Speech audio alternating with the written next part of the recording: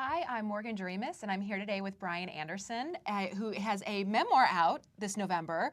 I think this is the first time I've interviewed an author who's written about themselves. So this is really interesting for me to talk. I mean, what we're reading in the book, and it's No Turning Back. No Turning Back. What we're reading in this book is an experience that you went through, or actually are continuing to go through. You were on your second tour in Iraq as military police for the Army, and you were, as you call it, you were blown up.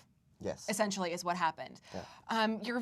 In your memoir, you're very open about the situation. You say what leads up to the accident, and then what your thoughts were as you're bleeding and realizing, I don't have any legs anymore. Like you're very open about that, which was kind of surprising for me. I don't know too many people have gone through a situation like that and can be so vocal about the experience. I didn't see any reason not to.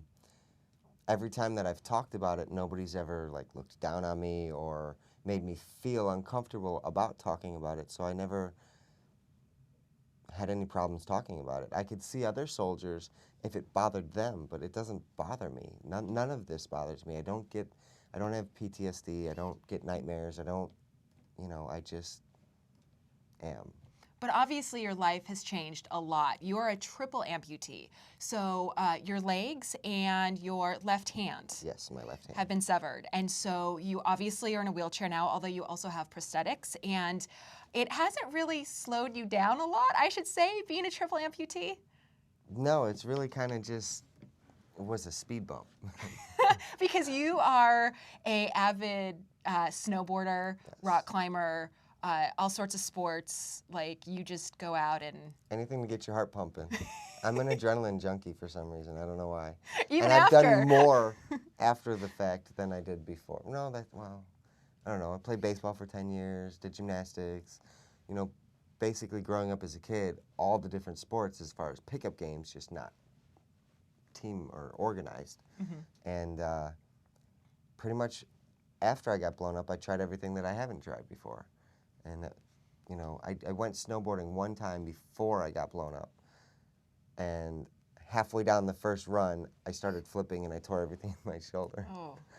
And then I went to Iraq. And then I came back and I was like, yeah, let's try snowboarding again. Well, I have to ask, in your memoir, you actually say you kind of reject both label hero, and you also reject victim. You say that you're neither. Don't call me either. Don't think of me either. But I have a hard time not calling you a hero, because the truth is you were serving the country, you were in the military, and you were on a convoy with your protecting your commanding officer when this explosion happened. Thankfully, everyone else in your unit, they were okay. You were the only one that was severely injured. Yes. And then you came back, and not only have you used your experiences to catapult yourself forward and doing all these new things, you give talks, you do counseling to other veterans who've gone through similar situations. And really, so if I can't call you a hero, what can I call you? I don't know, another guy? Bryan? Bryan?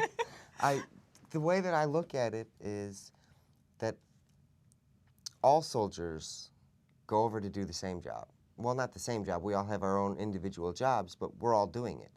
And to us, we all kind of feel like, hey, that was our job. That's the job we chose. And some of us get the shit end of the stick, and some of us don't. I'm sorry if I can't say that. No, that's fine. Okay. And I don't want to be labeled as a victim either, because to me, victim is like pain and suffering and all that. And don't get me wrong, there was, pain, and there were moments where I felt like I was suffering a little, but once I got past that, I was a casualty, no, not a casualty, an incident of war. Mm-hmm. I understand war. Bad things happen. People get hurt. People die.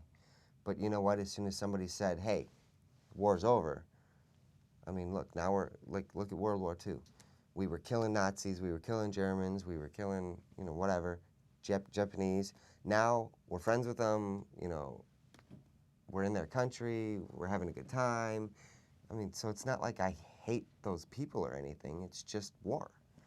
So I don't feel anything negative towards who did this to me, really. But you still kind of have, they say once a soldier, kind of always a soldier. So you still have that Absolutely. mentality of once it's over, you're back in your country and you're just living your life. Yeah, Absolutely. Well, if I can't call you a hero, can I call your mom a hero? sure. Because in the book, you go through how she was there for you after you got back to the States and you woke up and realized what had happened to you. It was a very, very long recovery.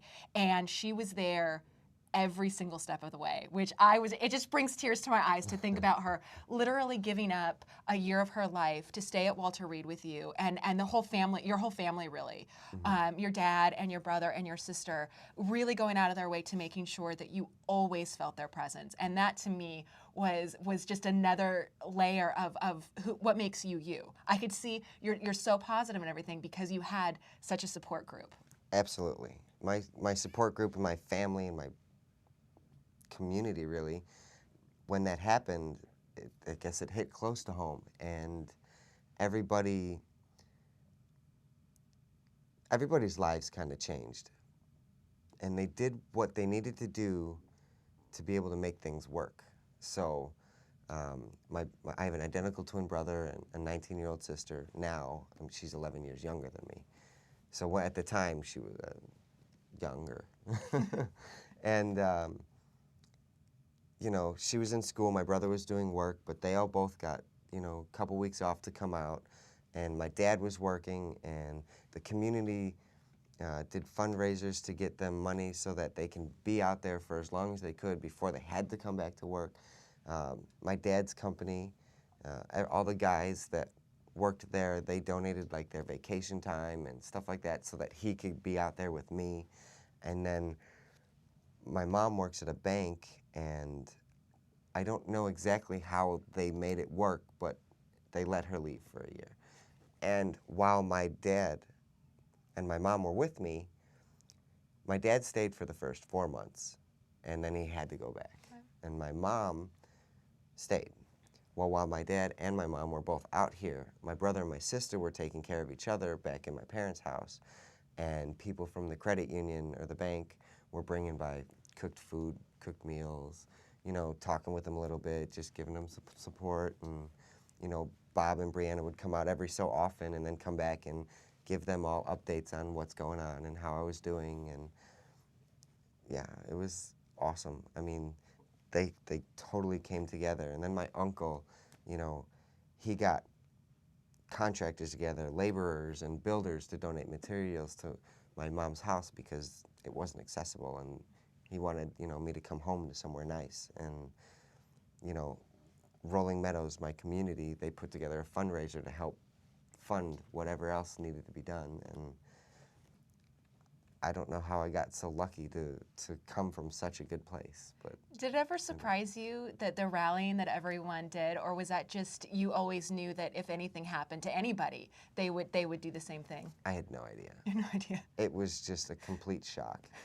And the cool thing was that my mom told me that that they were gonna have a fundraiser. And they were selling tickets, and it sold out within like a week. It was like 500 people, and people were still asking to try to get tickets. Well, my mom wanted to know if I wanted to go, and I told them that I wasn't gonna go back until I can walk back. And like the day before, I had just started walking with like a walker, and I was like, I'm coming.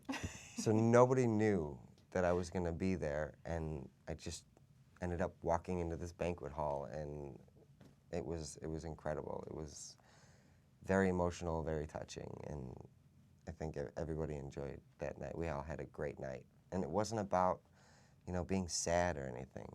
I mean, I don't want to be sad.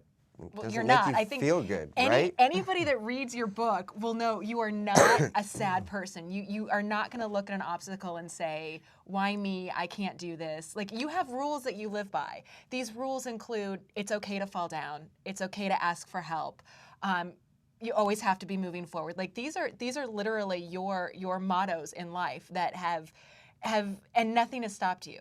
And because that's what you believe in. And there's it's more than hope in that message, but there's such, it's so real and you live it. It's not something you just, well, I wrote a book and I went and, you've actually been through this. You've probably been through one of the worst things somebody can go through with all of, the medical things that you've had to face and all of the just tremendous amount of work and rehab. Now you're on the ski slopes and you're dating and you're doing all of these things. Right. And because you never for a second considered that you would fail. It just was not even, it wasn't even in your mind. I never knew if I was going to fail. I wouldn't say that I didn't know that I wasn't going to fail. I just didn't care if I did. If I at least tried it and then I failed, I'd try again and see if I can work it in a different way. And I would just continue doing it until I figured it out. And, just because I do things differently now doesn't necessarily make them any harder. It's just a different way of doing it. Well, I know you've done a lot of really exciting things. You've visited colleges and talked about your experiences. You've counseled other veterans and helped them through some very difficult times of their own. You've been on television shows. You've been featured in magazines. The cover of Esquire. You've done all these great things, and I know that you have the book releasing and some other great projects coming up. So professionally, I would really say you kind of have it together. You're the spokesperson for several different companies. You really seem to have it together. Do you think, how would your life be different if maybe you would have, been the next, a truck in the convoy and maybe not have gotten blown up? And where do you see yourself if that experience wouldn't have happened? I've thought about that. And before I went in the military, I was working with American Airlines. And I very much planned to go back to American Airlines afterwards. But then, somewhere in between, I realized that, I